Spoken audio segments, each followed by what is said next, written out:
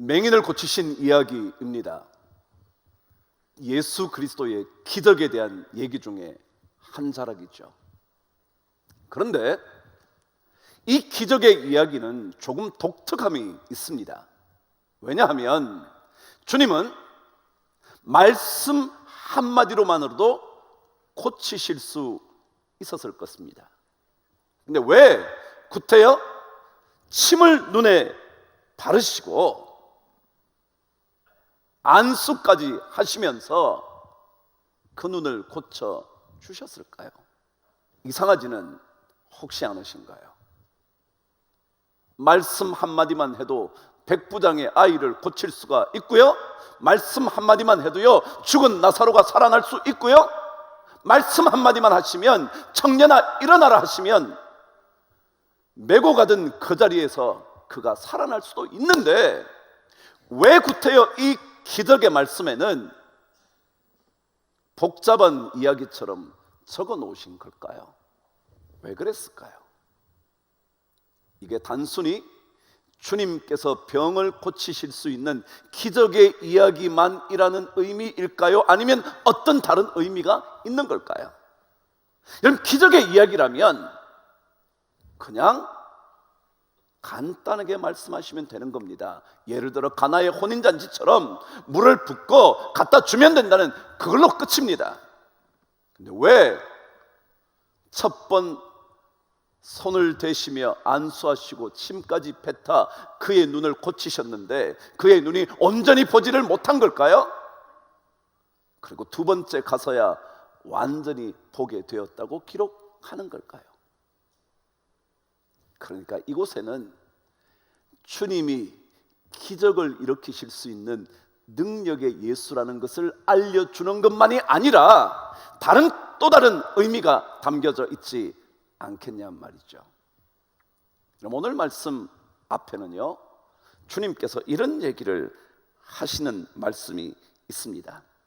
8장의 이야기는 4,000명을 먹이신 이야기입니다. 말하자면 이미 5,000명도 먹이셨고 그리고 다시 4,000명까지 먹인 기적의 이야기가 기록되어 있습니다. 그러니까 주님의 기적은 보통 정도가 아니라는 것 충분히 이해가 됩니다. 그런데 오늘 여러분 22절 말씀 바로 전인 21절은 이렇게 기록되어 있습니다. 이르시되 아직도 깨닫지 못하느냐라는 것입니다. 그러니까 주님은 기적을 보여주시는 것, 그것이 아니라 또 다른 어떤 깨달음이 필요하다는 것을 주님이 강조하시고 있는, 그래서 이 벳세다의 맹인을 고치시는 이야기가 기록되어 있다 그겁니다. 말하자면 기적의 이야기를 주님께서 지금 늘어놓는 복음서가 아니라 기적에 담겨져 있는 그 무언가 우리가 깨달아야 하는 그것이 있다라는 겁니다. 요즘 코로나 때문에 신앙의 삶이 느슨해졌습니다. 제가 언젠가도 말씀드렸지만 설문조사를 했더니 코로나 이후에 대면 예배를 선택할 것인가 비대면 예배를 선택하실 것인가 그리스도인들에게 물었더니 40%가 비대면 예배를 선택하겠다는 겁니다. 놀라운 수치입니다. 절반 가까운 그리스도인들이 대면 예배는 그리고 비대면 예배를 선택하겠다는 겁니다. 그래요? 위험하니까요. 조심해야죠. 괜스레 코로나의 희생자가 될 필요는 없잖아요. 맞아요. 근데 혹시라도 내 안에 영적인 메마름이 싹트고 있다면, 혹시라도 영적인 갈급함이 내 속에서 사라지고 있다면 그 수치는 두렵고 두려운 수치라고 말할 수 있어야 합니다. 내 안에 진짜 하나님을 향한 뜨거움이 서서히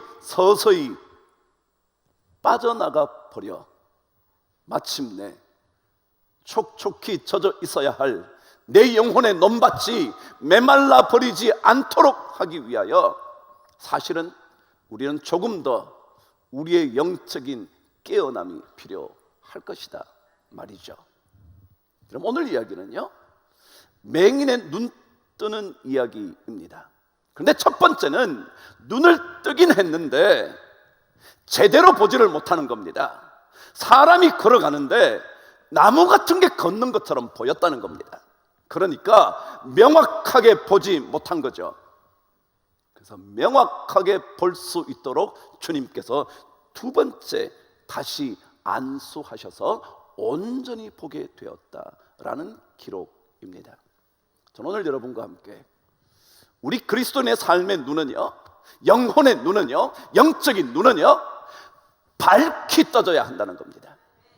밝히 떠지지 않으면 여러분과 제가 보고 있는 이 모든 사건들 속에서 하나님의 명확한 것들이 보이지 않고요, 희미하게 보이는 겁니다. 적당하게 보이는 겁니다. 그래서 여전히 두려움이 남습니다. 여전히 걱정과 근심이 내 삶을 지배합니다.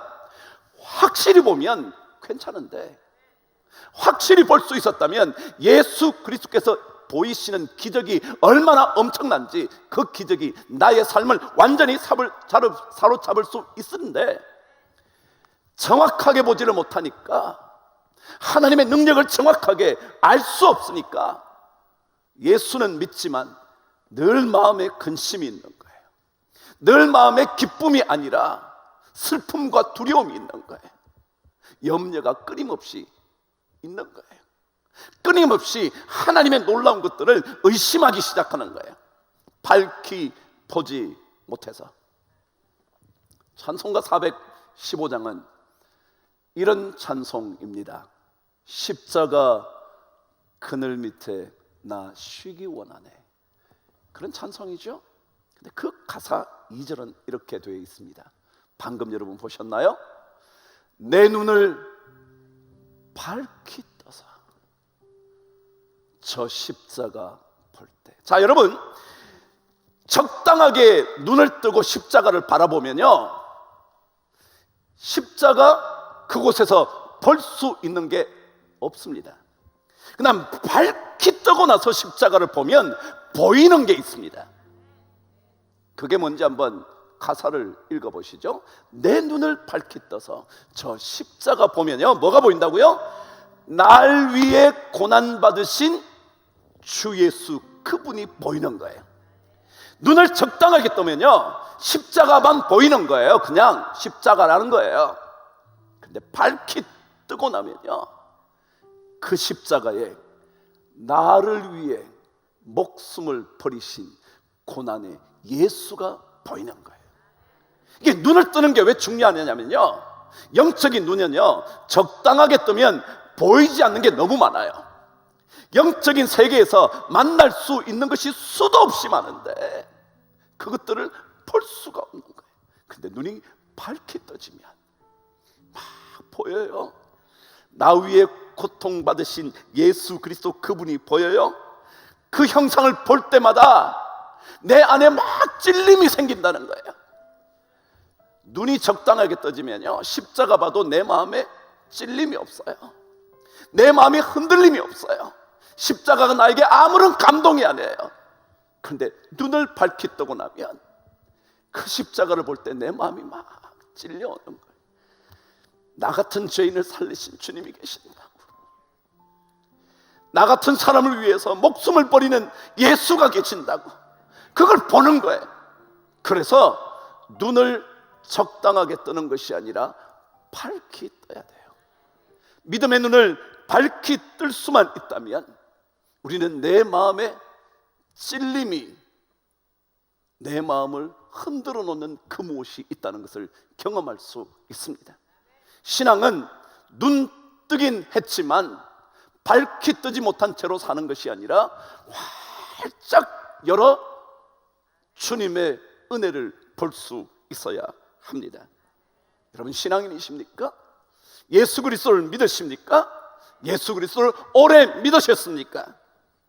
그렇다면 눈을 밝게 떠야 합니다. 밝히 뜨지 않으면 볼 수 없는 것들이 너무 많습니다. 그러나 반대로 밝히 뜰 수만 있다면 나 남이 가지지 못한 것 가지게 됐다는 것 깨닫게 됩니다. 어느 뇌승마비 시인의 시처럼 남이 가지지 못한 것 나는 가지게 됩니다. 남이 보지 못하는 것 나는 볼 수 있게 됩니다. 그것이 믿음의 눈을 밝히 떠야 하는 이유입니다. 벳세다에서 한 맹인의 이야기가 적혀져 있습니다. 이 이야기는 맹인의 이야기가 아닙니다. 기적을 일으키신 예수 그리스도의 이야기이지만 그 속에는 눈을 뜨고 있지만 보지 못하는 맹인인 여러분과 저를 위한 말씀입니다. 이런 맹인이 뭔가요? 그분에게 눈이 없나요? 이런 맹인은 눈이 없나요? 아니요, 있어요. 있지만 보지 못합니다. 그게 맹인입니다. 여러분과 제가 눈은 있지만 보지 못한다면 우리는 맹인입니다. 눈은 갖고 있지만 볼 수 없다면, 눈은 뜨고 있지만 진짜 보아야 할 것들을 볼 수 없다면, 눈을 뜨고 있지만 아직까지도 당연히 그리스도인이라면 보아야 할 것을 보지 못한다면 우리는 맹인일 겁니다. 그렇다면 이 이야기는 맹인을 고치는 이야기가 아니라 맹인인 나를 고치시려는 하나님의 이야기입니다. 초대 그리스도인들에게 로마인들은 탐복합니다. 그들이 그들을 핍박하지만 핍박하면서도 그들 속에서 자신들이 갖지 못하는 것들을 보기 시작을 합니다. 기록에 의하면 어느 로마인이 그리스도인들을 보면서 이렇게 기록을 남겼습니다. 그들은 육신을 입었지만 육신을 따라 살지 않습니다. 여러분과 제가 육신을 가지고 이 땅에서 발을 붙이고 살지만 육신 따라 살지 않는다는 것을 초대 그리스도인들을 보여준 겁니다. 로마인들은 자신이 로마 시민권을 가진 것이 자랑스러웠지만 그럼에도 불구하고 그리스도인들을 보면서 저들은 이 땅에 발을 붙이고 살지만 육신을 따라 살고 있지 않다는 어떤 경이로움을 경험합니다. 이 땅에 있지만 그들은 이 땅은 단순히 나그네의 거처일 뿐이라는 것을 보게 됩니다. 자기들은 영원히 이 땅에서 로마의 시민으로 영광을 누리고 살고 싶어 하는데 그들은 로마 땅에서 살고 있지만 그럼에도 불구하고 이 로마, 이 놀라운 팍스 로마나는 자기들에게 잠깐 거쳐가는 나그네의 거처일 뿐이라고 생각했습니다. 그들은 이 땅에 발을 붙이고 살고 있지만 천국의 시민권을 소유한 사람입니다. 그들은 그것을 본 겁니다. 그리스도인들에게는 그 마음이 있습니다. 이 땅에서 누릴 것 참 많지만 그것들이 삶에 얼마나 필요한지를 깨닫고 있지만 그럼에도 불구하고 그들의 마음속에는 이 땅의 시민권이 아니라 나는 저 땅에, 저 천국의 하나님의 나라의 시민권을 가지고 있다 생각했습니다. 그들은 이 땅의 법률에 따라 살곤 있지만 그러나 그들의 삶은 이 땅의 법률을 훌쩍 뛰어넘어 있다 라고 고백했습니다. 초대 그리스도인들은 밝히 눈을 뜬 사람들이었습니다. 그래서 그들은 이 땅이 전부가 아님을 알았고 이 땅의 법칙에 의존해서 살고 있긴 하지만 그러나 그들의 삶은 그것보다 훨씬 더 뛰어넘는 또 다른 차원의 삶을 살고 있었다 기록합니다. 자, 오늘 여러분 예수님께서 벳세다에서 한 맹인을 만났습니다. 근데 독특하게도 그 사람을 데리고 마을 밖으로 갑니다.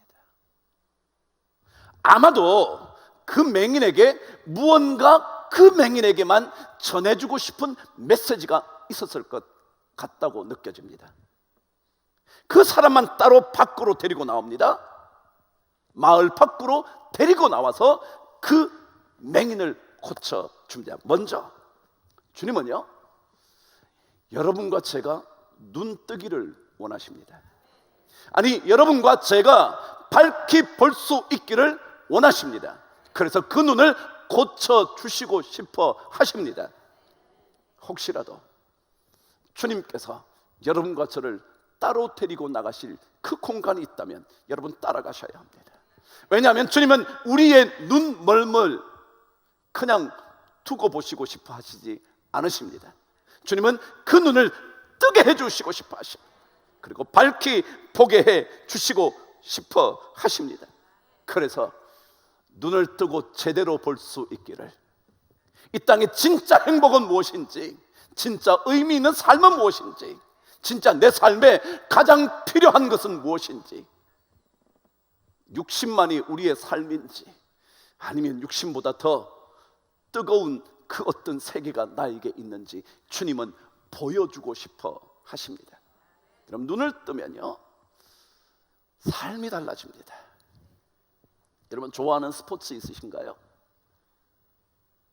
대답이 없으시네요. 축구를 좋아하시나요? 배구를 좋아하시나요? 농구를 좋아하시나요? 야구를 좋아하시나요? 골프를 좋아하시나요?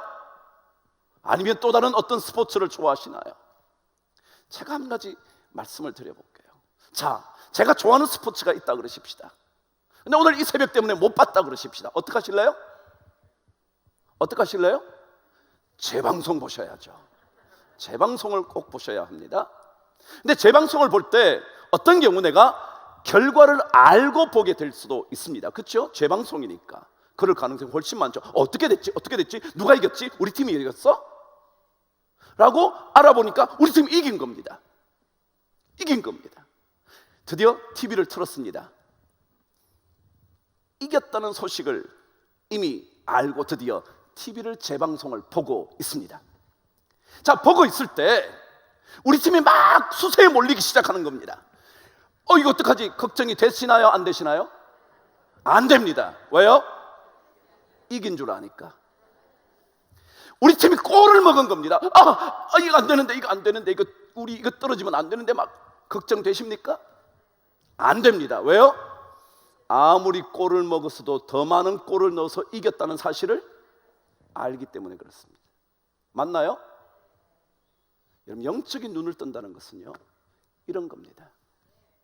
영적인 눈을 뜨고 나면요, 밝히 뜨고 나면 내 삶에 지금 모든 어려움들이 막 쏟아집니다. 수세에 몰리기 시작합니다. 어려움을 겪기 시작합니다. 통곡해야 할 순간이 나타납니다. 그럼에도 불구하고 뭐요? 이미 이긴 겁니다. 이미 우리는 극복할 수 있다는 것을 압니다. 밝히 눈을 뜨면 다 보고 있는 겁니다.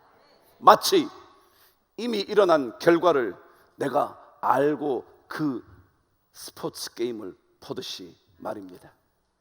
신앙생활 그런 겁니다. 영적인 눈을 떠서 볼 수만 있다면, 밝히 떠서 볼 수만 있다면 지금의 상황이 하나도 두렵지 않습니다. 하나도 염려될 것 없습니다. 이 눈을 밝히 뜨지 못했기 때문에 지금 닥친 상황, 지금 나를 괴롭히는 이 상황, 지금 내 눈앞에 벌어지는 이 끔찍한 일들에 대하여 우리는 끊임없이 하나님을 의심하고 하나님 앞에서 근심하고 두려워하면서 내 믿음의 삶을 자꾸만 나락으로 빠지게 하는 겁니다. 영적 눈을 뜨지 못하면, 밝히 뜨지 못하면 영적 침체가 자꾸 일어납니다. 신앙은 다른 거 아닙니다. 여러분이 눈을 뜨십니다. 떠야 합니다. 그러나 그것도 밝히 떠야 합니다. 그렇지 않으면 사람이 걸어가는데도 나무 같은 것이 걸어가고 있는 것처럼 봅니다. 주님은 그것을 만족스럽게 생각하지 않으십니다. 완전히 보일 때까지 주님은 우리의 눈이 떠지기를 원하십니다. 대략 보고 살기를 원하지 않습니다. 하나님께서는 우리의 눈이 완전히 떠져서 진짜 주님께서 보여주시는 것을 볼 수 있게 되기를 주님은 원하십니다. 이 눈을 뜨지 않으면 우리는 모든 것에 패배합니다. 조그만 일만 생기면 어쩔 줄을 모릅니다. 조금만 어려움이 생기면 내 마음속에 불평이 그치질 않습니다. 그러나 만일 하나님 앞에서 이 눈이 점점 더 떠져 이 맹인처럼 한 번 떠진 것이 아니라 완전히 떠지면 승리는 내 것임을 알게 됩니다. 신앙생활은 밝히 눈 뜨는 거예요. 눈 뜨면 이런 침체에서 벗어납니다. 예수 믿는다고 뭘 달라진다고요? 아니요, 달라져요. 주님께서 우리에게 무언가를 말씀하실 때 우리의 눈이 밝히 떠지면요, 가슴이 뜨거워질 수 있어요. 그것이 내 삶의 모든 것들을 통과할 수 있는 능력이 경험되어져요. 왜 우리가 영적인 침체에서 벗어나야 하죠? 왜 그 늪에서 빠져나와야 하죠? 침체의 늪에 빠지면요, 모든 것이 불안하고요, 모든 것이 염려고요, 모든 것이 두려워, 모든 것을 의심하게 돼요. 그래서 삶의 모든 순간이 불행처럼 느껴지는 거예요. 근데 밝히 뜨고 나면 아니에요. 밝히 뜨고 나면, 밝히 뜨고 나면 신앙은 이 삶을 요구하고 있습니다. 영적 침체는 보아야 할 것을 보지 못하게 만듭니다. 영적인 메마름은 하나님의 엄청난 보물 창고를 열어볼 수 없게 만듭니다. 근데 만일 우리의 눈이 떠지기 시작하면 그때부터 하나님의 나라에 쌓여진 보물을 우리는 하나 둘씩 볼 수 있게 됩니다. 하나님의 신비한 것들을 볼 수 있게 됩니다. 이 땅이 줄 수 없는 평강을 조금씩 맛보기 시작합니다. 세상은 알지 못하는 기쁨 속에 내 삶이 힘이 생깁니다. 그래서 모든 것들이 여러분의 삶의 디딤돌이 됩니다. 모든 삶의 걸림돌이었던 것들이 여러분을 더 전진하게 만드는 하나님의 놀라운 디딤돌의 은혜가 됩니다. 주님이 물으십니다. 무엇을 보냐고, 무엇이 보이냐고. 주님께서 보여주시는 더 많은 것들을 볼 수 있는 은혜가 꼭 있게 되기를 바랍니다. 세상 사람이 보는 정도만 보고 살지 마시고요, 그것보다 더 뛰어넘은 이 땅의 법률에 얽매여 살지만 그들의 삶은 이 땅의 모든 법률을 훌쩍 뛰어넘어 있다고 고백했던 로마인들의 이야기처럼 우리도 이 세상 사람들이 보는 것을 훌쩍 뛰어넘어 볼 수 있는 은혜가 있게 되기를 바랍니다. 영혼의 비늘이 벗겨져야 합니다. 비늘이 벗겨지면 보게 됩니다. 사울의 비늘이 없어지면 볼 수 있게 됩니다. 그러나 만일 비늘이 가려져 있으면 우리는 이 땅에서 보는 그 수준 이상을 절대 볼 수 없습니다. 그 사람은 예수 그리스도를 믿긴 하지만 그에게 믿음의 능력은 나타나지 않습니다. 여러분, 그래서 우리는 주님의 밝게 보여주심을 경험할 때까지 주님의 치료를 기다려야 합니다. 신앙은 뭐냐 하면 내 눈이 밝히 떠질 때까지 주님 놓치지 않아야 됩니다. 적당하게 보이는 것만 가지고 살아가시면 안 됩니다. 이 정도 보는 것 가지고 만족하면서 나무 걸어가는 정도만 해도 됩니다.